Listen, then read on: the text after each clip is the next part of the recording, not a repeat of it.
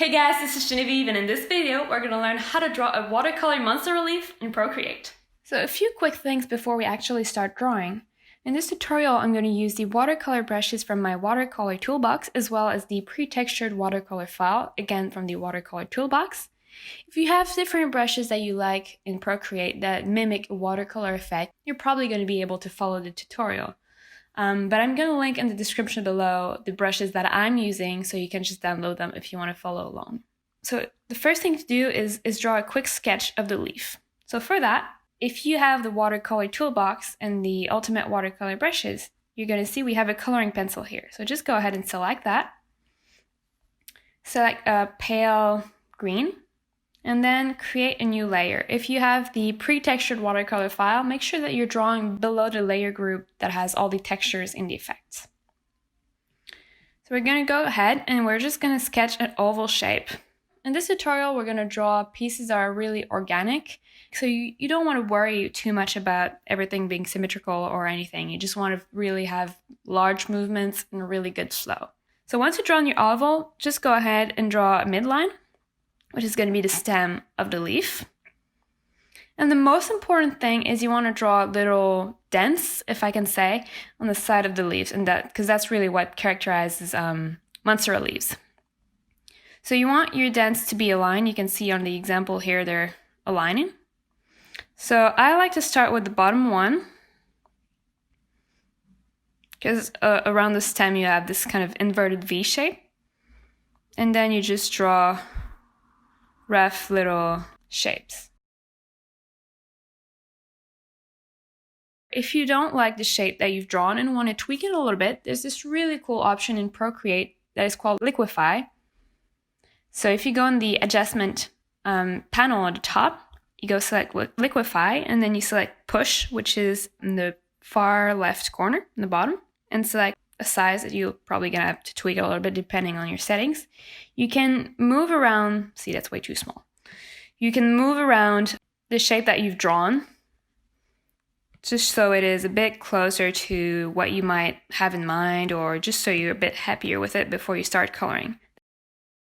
So the next thing you're going to want to do is to color the shape of the leaf. You want to try and do that with the least amount of pen strokes as possible, ideally even just one. So go ahead and create a new layer just to make sure that you're able to hide the sketch later. Then select a color that you want your shape to be or your leaf to be. And then select a brush. In this case, you can use either the basic watercolor brush or the dark edges watercolor. I'll go with the dark edges watercolor, but that's really just a preference. And then just go ahead. You start filling in the color. And please just remember, this is a really organic shape, you know? The leaf is a living thing. It's not going to be perfect, so don't worry too much about it. Just kind of roughly go and color it in. And I'm going to show you afterwards, you can still edit it using the Liquify tool. So I'm just going to speed that up because you don't have to see it, but basically I'm just going to color it in without lifting my pencil. Hopefully. There we go. And then I'm going to open again the adjustment panel and go in Liquify.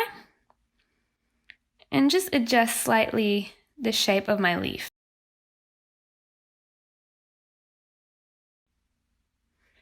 Okay, when you have your shape and you're happy with it, you are gonna, on the same layer again, select a shade for your shadows. Usually shadows, you tend to go into cooler tones, so blue, purple, that kind of stuff. And for lights, you go into warmer tones, so yellow, orange, some reds, and some pinks. So since we're going to draw shadows, I'm just going to go and pick something that is a bit bluer.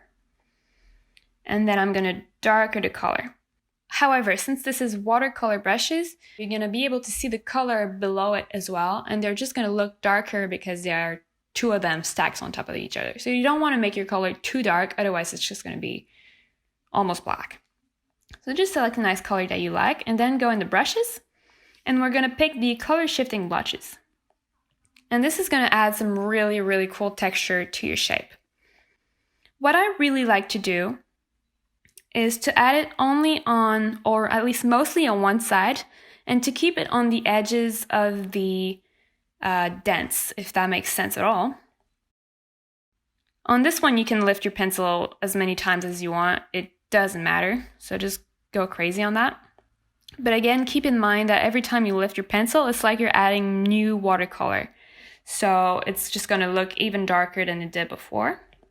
But that's kind of what you want as well. You want some variations in the color, and the darkness, and the saturation, because that's what you would get with regular real watercolor, like real life watercolor. And you can go and select even more shades, but don't worry too much about it, because in the next step, that's when we're really going to go in and go crazy with the colors and add a lot of depth to the piece. However, you're going to want to add some sort of light, and for that, just go to really, really bright yellow, almost white, and again with same color shifting blushes. Just go ahead and add, I'm going to make it a bit bigger, some light, focusing on the one side of the leaf, so it's not overwhelming. One thing I really like to do as well is go in with the coloring pencil.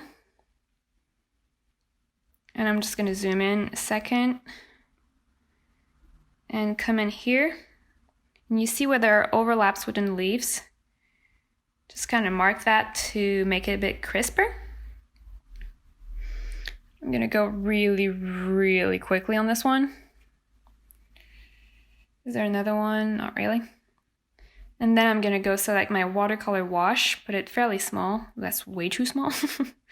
I guess somewhat in the middle, a bit small in the middle, and just blend it in with the rest. And see, it just looks a bit sharper. Okay, so now we're going to go ahead and we're going to hide the sketch layer just to see what we're doing a bit better. And I like to kind of zoom out a little bit. And this part is really fun, at least I think it's really fun. We're going to add some of the color contrast in the piece by using the selection tool. So here at the top, make sure you are on freehand and then add. And you're just going to draw some sort of a shape. It doesn't have to be really precise. You kind of want some weird, funky shapes in there as well, but mostly on one side of your leaf. And you're going to go, again, at the bottom, select feather, and go somewhere around 20%. You can experiment with different things, but I found 20% works well, considering the size of this file. And then you're going to go at the top again, select the adjustment panel, and go to hue, saturation, and brightness. And then you're going to move your hue towards the blue side a little bit. You can see if I really exaggerate it, it becomes purple, but that's not quite what I want. Just a little bit. Then I'm going to go and lower the brightness and maybe the saturation a little bit, or maybe not. No, I'll leave it as is. And then if I click back on the selection tool at the top, it's going to deselect, and you see now you have a bit of blue in your piece. That's a good start. We're going to do the same thing on the other side. Feather, somewhere around 20%. Hue, saturation, brightness, towards yellow this time. Going to lift the brightness up, and saturation up too on this side. And see, now your leaf has so much color variation to it. Okay, so that's starting to look really cool. Now we're going to add a little bit of the detail elements to it. So go ahead, and for this I like to create a new layer, but you can do it on the same layer, it's just a personal preference. And you're going to select, I think for this one I'm going to go with the basic watercolor, but you can pick pretty much any one you want. Honestly, for this, it's really just details. And you're going to go and select a light green or light yellow. And you might have to do a few tests to find the right size for the brush and the right color for the brush. So don't worry about that. That's totally normal. You're going to trace a line in the middle. You don't want something too straight. You want some sort of a squiggly thing. So just go really quickly. And that's your main line. And you're also going to trace some smaller lines. Let's start from the middle line and then extend between the dents in the leaf. Already this is looking so good. I noticed that I don't really like the color scheme of my entire piece, so I'm just going to go real quick again in the hue, saturation, brightness without selecting anything, so it selects everything. And I'm just gonna play around a little bit. If you're happy with this shape, you could honestly be done here. I want to do a little bit of cleaning. For example, here, I want to erase it just to make it even a bit sharper. But try not to erase the edges too much, otherwise it's going to look fake. Because you see in the edges you have some sort of texture that makes it feel watercolory. So you want to keep that. But there are some blotches that I just kind of got out of control. So I'm going to clean that up a little bit. And then I'm going to add the salt brush, which is honestly my favorite part. So just go ahead and select the salt brush. The color that you use it in doesn't matter. The only thing that really matters is that you're dragging from outside of the color towards the color. So outside of the leaf towards the leaf. Otherwise, it's not going to work. But if you do, see it's adding some really light white speckles. And I don't want to add it all over the place, just kind of a section. But it adds so much texture to it. It's really cool. You can also add splatters, which I like to add on a separate layer so I can move it around if I want to. So just the splatter brush. Play around until you find something you like.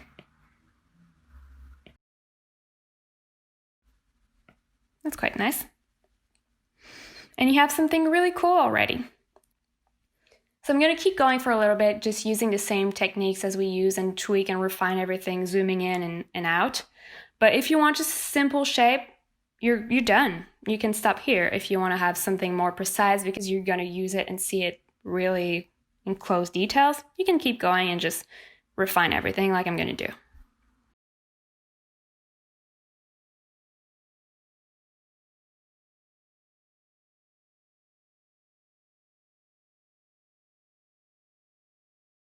So here's my final monster relief. I hope you guys really enjoyed creating your own, and I would love to see the results, so just tag me either on Instagram or Twitter. If there's any tutorial that you would like to see, please just comment below and I'll make sure to take a look at it. And if you're looking for the watercolor brushes that I use, I'll link the watercolor toolbox in the description below. See you soon!